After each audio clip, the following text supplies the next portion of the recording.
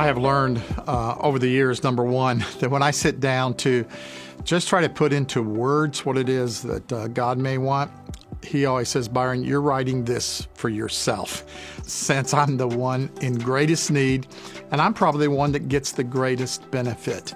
I just run so fast, I go so hard, and I find myself just not stopping long enough to pause, to reflect, and let God work in my own heart.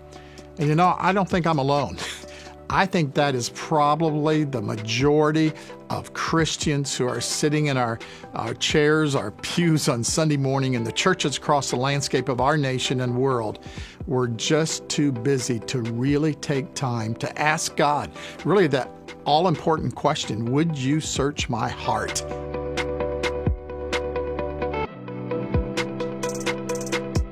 Leonard Ravenhill said one time, we are so self-sufficient, we don't need God. We are so self-satisfied, we don't want God. And then we become so self-righteous, we can't get God. And I think this is for those of us who need to address our self-satisfaction, our self-sufficiency, and even our self-righteousness. So as I sat down to try to put in the words what I just read in an article, I think it was Central Park, where there was this mother that was pushing her now deceased child in a swing for possibly up to 3 hours. Passerbys begin to notice, and they knew something was wrong, and certainly there was, and she needed help. But what gripped me is not what she needed, but what I needed.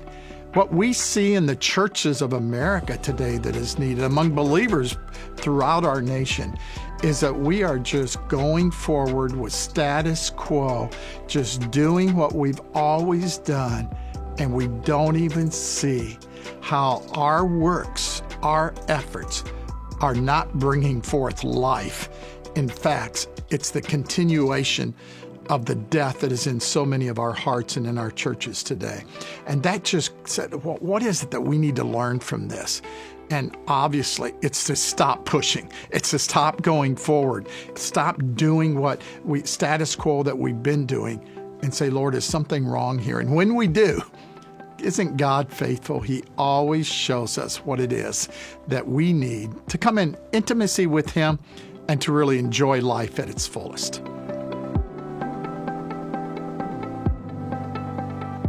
I would just say two things.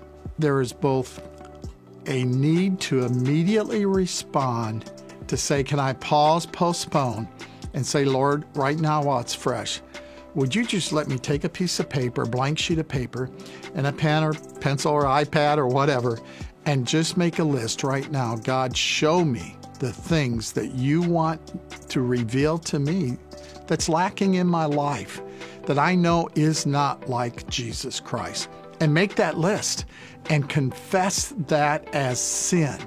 But then the second thing that I wish you, as you read this article or hear my voice right now, would do is set aside some protracted time. A wise pastor sat me down and said, Byron, one of the best things you could ever do is take a day a week, get away alone with God, take your Bible, hymn book, whatever, and just spend a day and let God speak to your heart. So I think instantly stopping and saying, God, right now, what is it that you want to say to me? But also a regular time in your schedule. It may not be a day.